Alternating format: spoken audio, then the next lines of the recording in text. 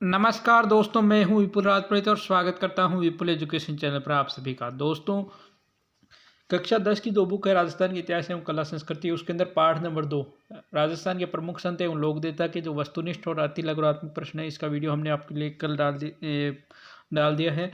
आज हम इसके लघुरात्मक और निबंधात्मक प्रश्नों का वीडियो ले आए हैं। तो वैसे दोस्तों, ये एक पीडीएफ के रूप में आपको मिल जाएगी। इसके सारे प्रश्नों के उत्तर आपको पीडीएफ के रूप में मिल जाएंगे। और ये पीडीएफ आपको कहाँ पर मिलेगी? तो आपको ये पीडीएफ मिलेगी, एक टेलीग्राम चैनल है विपुल एजुकेशन के नाम से। ठीक है, हमारा एक टेलीग्राम चैनल है विपुल एजुकेशन के नाम से, उस पर आपको ये पीडीएफ मिल जाएगी। ठीक है, तो टेलीग्राम पर आप सर्च कर लेना विपुल एजुकेशन। ठीक है, टेलीग्राम पर अगर आप ज्वाइन नहीं है तो टेलीग्राम पर विपुल एजुकेशन नाम से एक चैनल है, वहाँ पर आपको ये पूरी पीडीएफ मिल जाएगी। और वैसे आप ये वीडियो देख रहे हो तो साथ साथ में अपनी किताब में नोट कर लेना। चलिए प्रश्न उत्तरों को स्टार्ट करते हैं। सबसे पहला लघुरात्मक प्रश्न है, लोक देवता तेजाजी पर संक्षिप्त टिप्पणी लिखिए। तो ये पूरा उत्तर इसका यह है, यहाँ तेजाजी का ये पूरा वर्णन है। इससे आप पहले प्रश्न का उत्तर है। दूसरा प्रश्न है, संत हरिदास के प्रमुख विचारों को लिख कीजिए। तो दूसरे प्रश्न का उत्तर ये रही, संत हरिदास। निरंजनी संप्रदाय के संस्थापक संत हरिदास थे। इनका जन्म डीडवाना तहसील के कापड़ौद गांव में 1455 में हुआ था। ठीक है, तो ये संत हरिदास के बारे में लिखना है।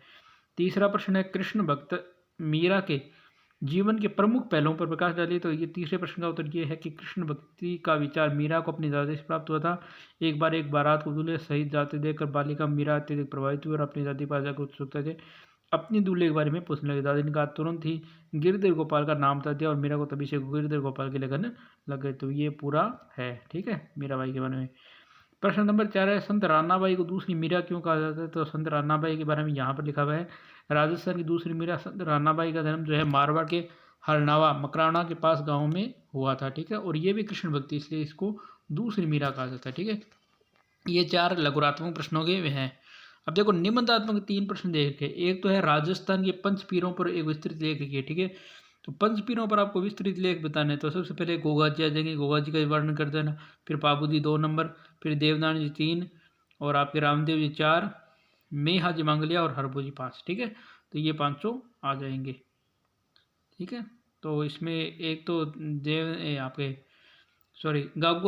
गोगा जी, पाबू जी, हरबू जी, रामदेव जी, मंगलिया, मेहा और गोगा जी। अच्छा हाँ, तो इसमें देवनारायण जी नहीं है, सॉरी, गोगा जी 1, पाबू जी 2, और आपके रामदेव जी 3, हरबू जी और मेहाल जी मंगल, यही है पंचवीर। ठीक है, इनके बारे में ही आपको लिखना है, बाकी उनके बारे में नहीं लिखना है। दूसरा प्रश्न पूछा गया, राजस्थान के 2 प्रमुख महिला संतों का चरित्र चित्रण कीजिए। तो इसके बारे में आप मीराबाई और अन्नाबाई दोनों के चरित्र चित्रण करना है। जिसके लिए देखिए नीचे लिखा गया आपके, ये मीराबाई का पूरा चरित्र और ये रानाबाई का। ठीक है, इसके बाद तीसरा प्रश्न है, दादू दयाल के जीवन और शिक्षा प्रकाश डालिए। तो सबसे लास्ट की स्लाइड में आपको दादू दयाल मिलेंगे। ठीक है, ये दादू दयाल है।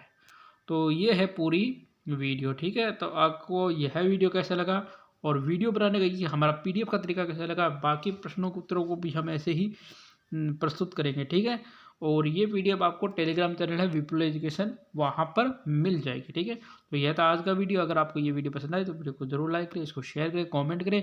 चैनल को आपने अभी तक सब्सक्राइब नहीं किया तो चैनल जरूर सब्सक्राइब करके बेल आइकन घंटी को प्रेस करना न भूलें। धन्यवाद दोस्तों, जय हिंद, जय भारत।